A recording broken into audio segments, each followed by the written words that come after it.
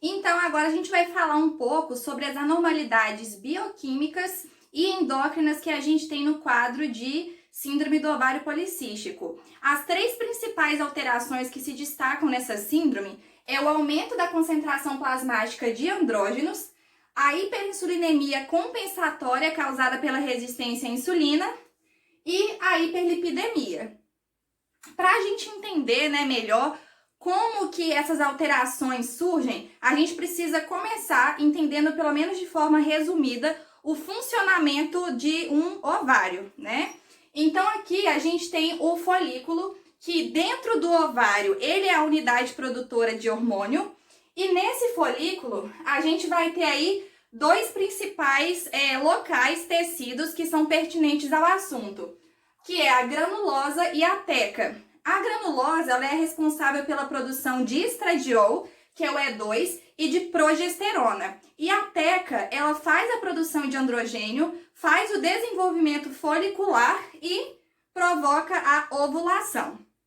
Então, tendo isso claro, outro ponto importante é a gente esclarecer um eixo hormonal que é hipotálamo, hipófise e ovário. O funcionamento normal desse eixo é o hipotálamo, por meio da secreção do GnRH, estimular a hipófise a produzir gonadotrofinas, que é o LH e o FSH. Essas gonadotrofinas estimulam o ovário na produção hormonal, que, como eu citei aqui em cima, a produção hormonal do ovário é o estradiol, a progesterona e os androgênios.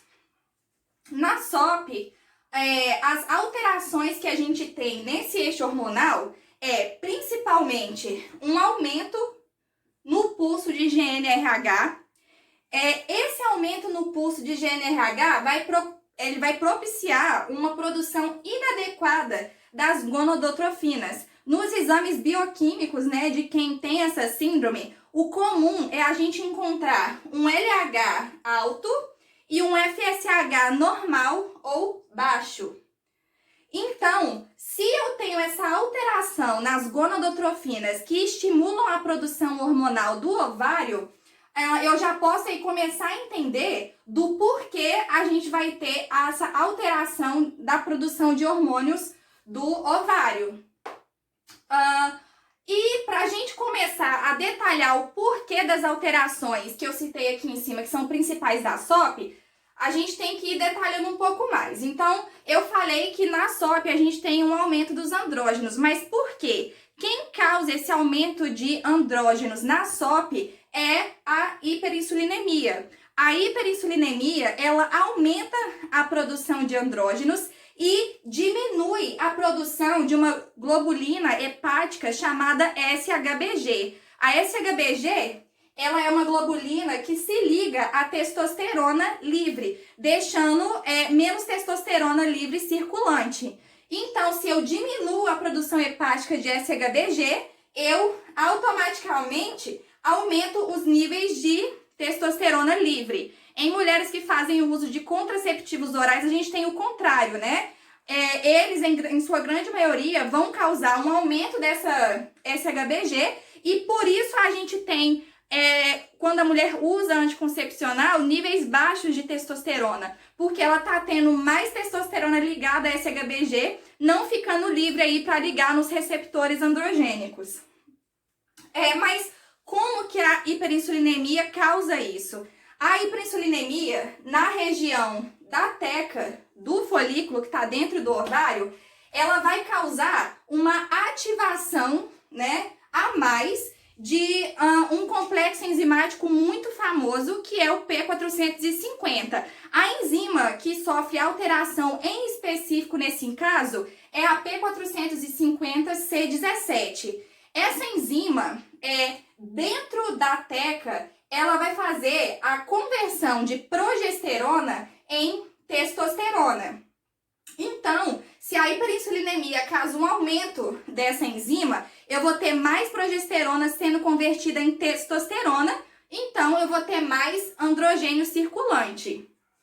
E outro ponto já importante de ressaltar aqui, outra característica comum da SOP, é a gente ter níveis baixos de progesterona, que é justamente o que vai estar sendo mais convertido em testosterona. progesterona que vai estar alta na SOP.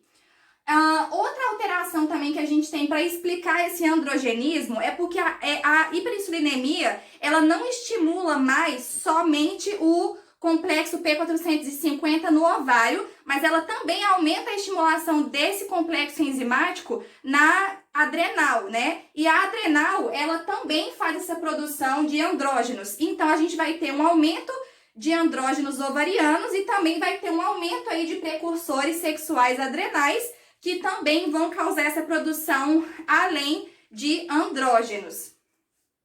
E outra coisa importante da gente trazer aqui também é que, além dessa alteração dessa enzima P450C17, como a hiperinsulinemia está agindo na teca, a gente também vai ter uma interrupção folicular do desenvolvimento folicular, e com isso a gente já traz outra característica da SOP, que é essa irregularidade na ovulação da mulher. Uma coisa que é importante ressaltar, quando a gente consegue tratar a resistência à insulina desse paciente, automaticamente, se eu tenho uma melhor resistência à insulina, eu vou ter menos hiperinsulinemia, então eu consigo amenizar essa hiperativação da P450C17, que desencadeia essa alteração hormonal no ovário, na região da teca. Então, por isso é tão importante na SOP a gente tratar a resistência à insulina. Com isso, a gente já consegue um alívio de muitos dos sintomas que a gente tem. E esse hiperandrogenismo que a gente tem na SOP, ele é responsável por características clínicas comuns também, como a acne e a distribuição exacerbada de pelos no corpo da mulher, que é o hirsutismo. Na SOP, não se tem muito claro, né, se essa alteração de GNRH, ela é causada por uma alteração intrínseca no próprio hipotálamo ou se é devido aos níveis baixos de progesterona, que também são característicos da SOP. A progesterona, ela tem um impacto, né, ela tem um efeito de controle muito grande sobre o hipotálamo. E essa alteração na progesterona, ela não só estaria aumentando esse pulso de GNRH, como também estaria aumentando a sensibilidade da hipófise ao GNRH. Então, essa baixa de progesterona também aí é uma das teorias, né, que estão envolvidas em todas essas alterações hormonais que a gente tem na SOP. Então, aqui a gente já conseguiu exemplificar bastante o porquê que acontece esse hiperandrogenismo na mulher. Outra característica que eu falei aqui em cima é a hiperinsulinemia. A hiperinsulinemia, na SOP, ela tem uma característica única, né, de não estar necessariamente atrelada a sobrepeso e obesidade, como é o mais comum na maioria dos casos clínicos, né?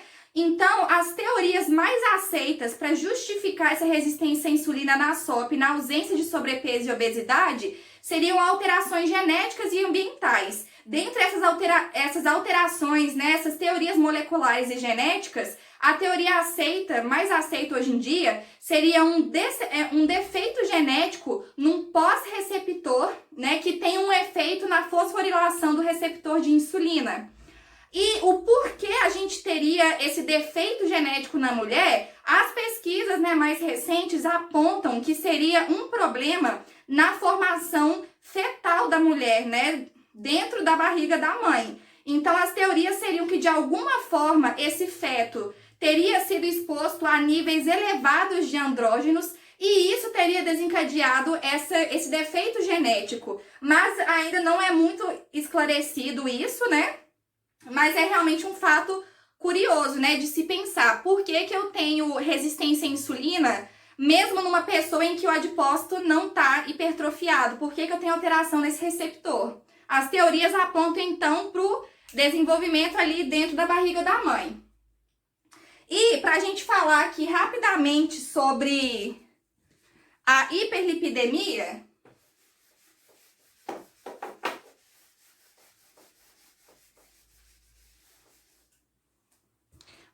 como a gente sabe, né, aqui a gente teria um adipócito, né, uma célula de gordura. Nesse adipócito, a gente tem aqui um receptor de insulina e dentro do adipócito a gente tem a lipase, hormônio sensível, né? Quando a insulina se liga no receptor, ela causa a inibição da lipase hormônio sensível e com isso a gente não tem a quebra, né, desses triglicerídeos que estão dentro do adipócito e com isso a gente não tem a liberação deles no sangue. Se eu tenho um quadro de resistência à insulina, quer dizer que esse receptor não está funcionando. Se a insulina não consegue ligar e fazer o seu papel, eu não tenho a inibição da lipase hormônio sensível. Então, ela vai estar dentro do adipócito, quebrando o ácido graxo e esse ácido graxo aí sendo liberado na corrente sanguínea. Então, só nisso aí, a gente já pode justificar um quadro de hipertriacilglicerolemia e parte desse ácido graxo aí que está sendo liberado na corrente sanguínea, ele provavelmente vai também pro fígado. E no fígado, devido a essa chegada excessiva, né, de ácidos graxos, a gente já pode pensar numa produção aumentada de VLDL, que posteriormente vira LDL. Então aí a gente já tem uma hiperlipidemia instaurada, né? Mas todos os problemas principais que eu citei, que é o aumento dos andrógenos e a hiperlipidemia, na SOP, né, eles são causados principalmente pela resistência à insulina e por isso a resistência à insulina, ela é o foco no tratamento do paciente com SOP.